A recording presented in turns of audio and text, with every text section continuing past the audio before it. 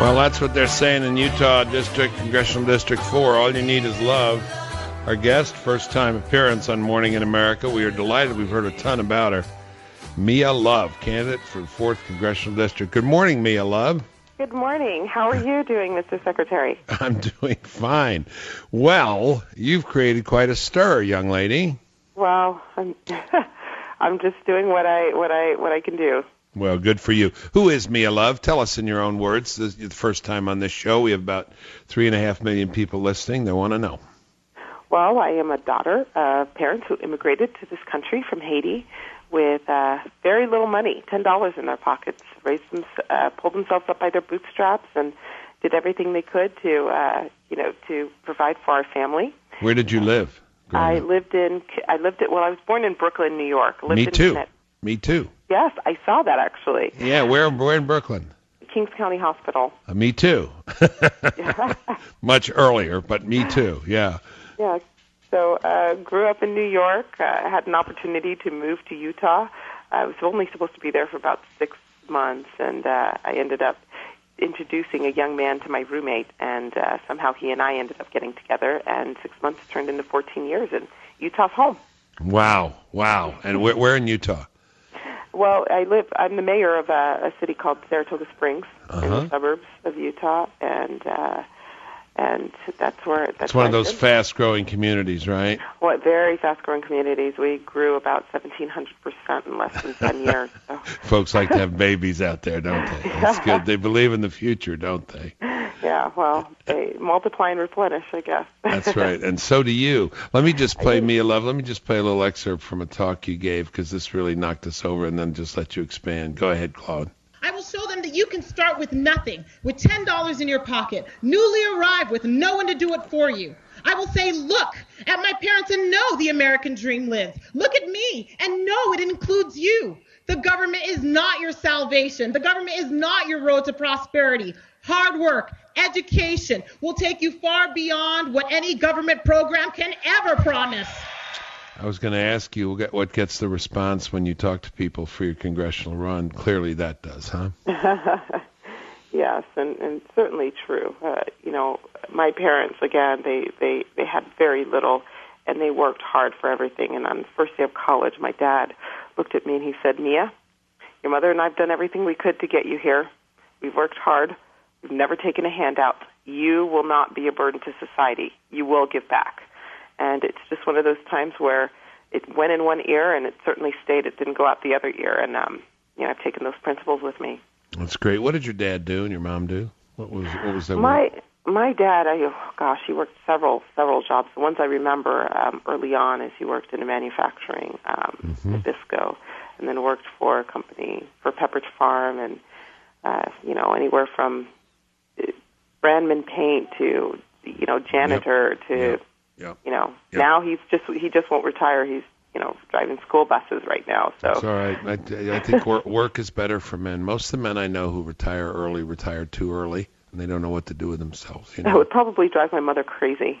Yeah, you mean when he's not working? If he's just staying in the house. Yeah, because then he critiques what she's doing. She says, "Get out, get out! What are you doing?"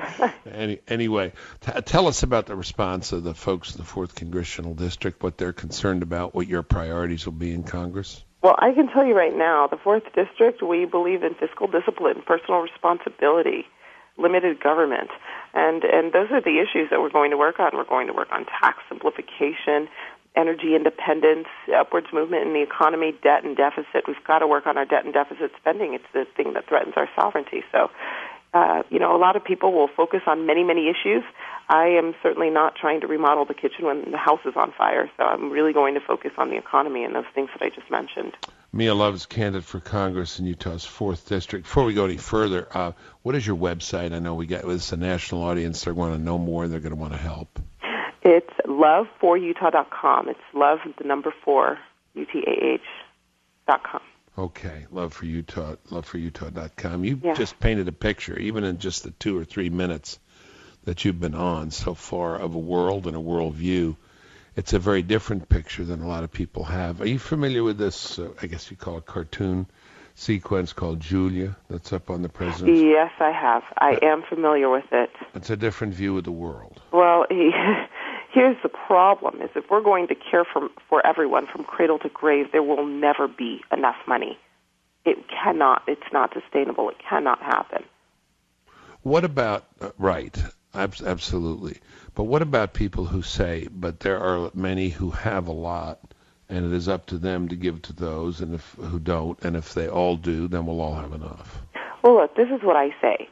I say, do I believe that we have an obligation to care for those who cannot care for themselves? Yes.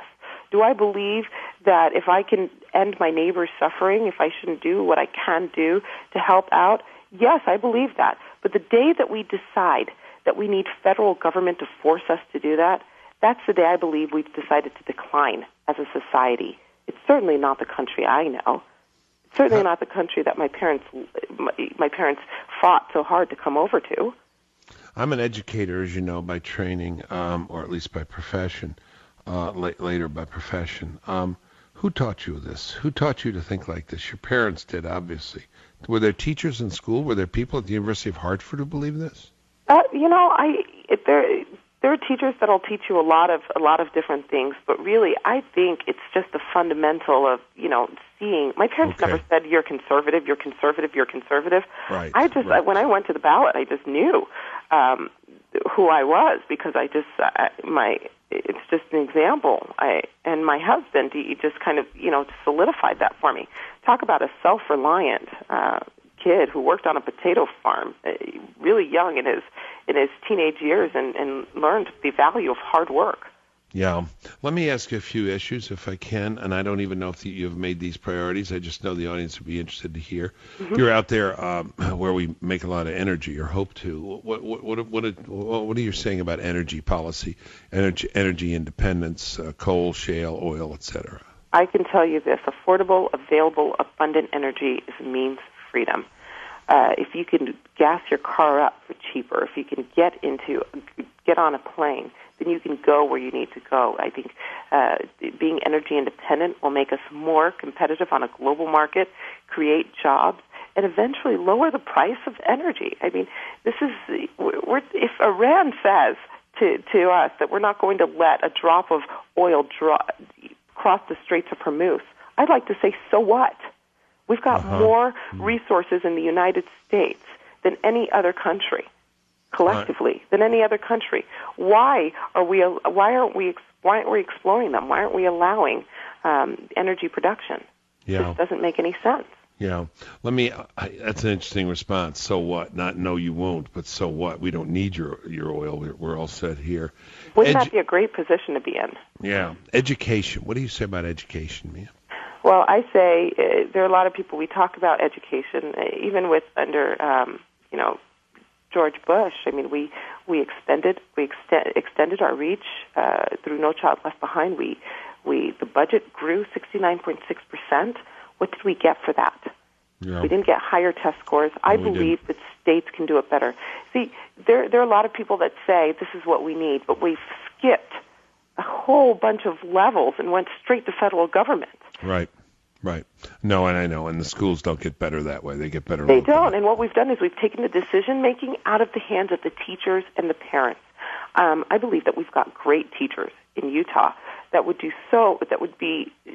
a much better job if we remove some of the handcuffs that they've got when it comes to teaching, so I believe that I'm a mayor. The best solutions are found at the most local level, and I'm going to do everything I can to try and get the decision-making back into the hands of the teachers and the parents. Right, that's right. You are a mayor. I should address you as mayor. No, excuse me. It's okay. You could address me as Mia. I'm perfectly fine with that. All right. Now, there's something else going on you may or may not have heard of, but there are a lot of people who say that people won't vote for President Obama again because he's black. There's also a war on women being waged by Republicans, and there you are, a black woman Republican. Haven't you gotten the memo? Well, I think it's a distraction. Yeah. What we really need to ask, we're asking the wrong question. Do we really believe that federal government should be mandating what a private sector puts into their health care plan? Is that where we've come, or should we talk about what government's role in health care is? Again, it's a distraction. It's a distraction against the issues that really the president should be talking about. and that is jobs, the economy. It's energy independence, all of those things that I believe that the president is trying to avoid. Right, and I know you're a serious person. You want to talk about issues. You're a mayor. You're trying to get things done. You'll try to get things done as a member of Congress, but you do understand that just your very existence must drive some people batty. I realize I pose a little bit of a problem to the Democratic Party, so I realize that, but you know, so what? As you say, the Straits of Hormuz. So what? Yeah. So what? Well, you know, I want people to know that, you know, I certainly don't allow anyone to put me in a box. I define who I am. I am first and foremost a wife, a mother, an American. Wonderful. Great. That's terrific. You are a wonderful guest. We're delighted to meet you, to know who you are. Give us the website again. It is love4utah.com. Love number 4utah.com. How's the race look right now? The race is looking really good.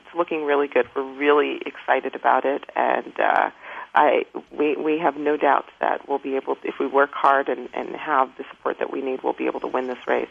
All right. Let me just tell you, despite all you've heard about Washington, and it's all true, there are some good people, some nice people, and we would be delighted to welcome you to Washington. Well, thank you. I need as much support as possible, so I would love to have donations and just as much help as possible. You'll get some from this audience. Thank you very much. You want to get a message out to a national audience anytime between now and the election or after, you give us a call, okay? Well, thank you for the opportunity. I appreciate it. Thank you, Mia Love. Thank you very much. Bye-bye. Bye-bye. Bye, Mayor. All right, Claude. All right, Chris. All right, Chris. All right. Man, I'm feeling better already. With them just raising taxes in Maryland again, I should move out to Utah. You finish one of those discussions, and all you can do is think of that line from George Eliot. Excellence is great because it encourages us about life generally. Mm-hmm. I mean, she just encourages you about life generally.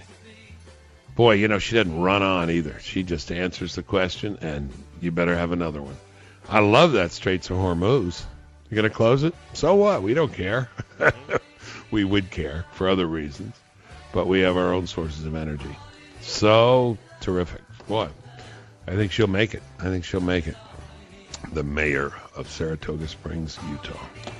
Mia Love. Okay, keep an eye on that one. Remember that one. We'll be back. Some closing thoughts, wonderful emails, and maybe we'll get a call from Trucker John.